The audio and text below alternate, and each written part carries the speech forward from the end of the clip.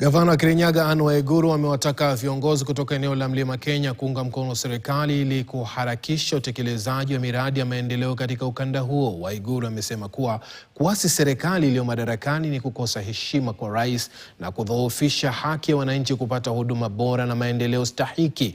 Aidha, gavana huyo ameapa kuendelea kumuunga mkono Rais William Ruto, akitaja miradi mbalimbali ya maendeleo ambayo tayari imetekelezwa katika kaunti ya Kirinyaga. Waiguru alitoa kauli hiyo wakati wa ziara ya viongozi wa chama cha UDA mashinani katika ikulu ya Nairobi.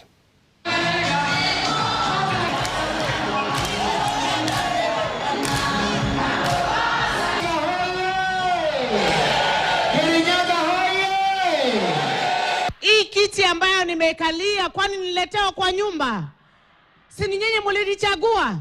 Tulitoka tuka campaign kama tuliweza ile ya 2017 na tukaweza ya 2022, hii ya 2027 itatushinda kweli?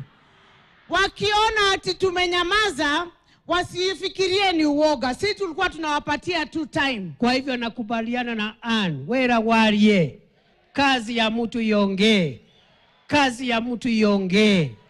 Na mimi nataka kuhakikishia watu ya Kirinyaga, kazi ya Waiguru Kirinyaga inaonekana. Na kazi zile zingine zote ambazo tumekubaliana pamoja na nyinyi kwa sekta ya kilimo, mimi nataka niwahakikishie, I will continue to make sure that wakulima wasiangaishwe na watu ambao ni mabroka. Tunataka tuhakikishe jasho ya mkulima, pesa yake inafika kwa mfuko ya mkulima.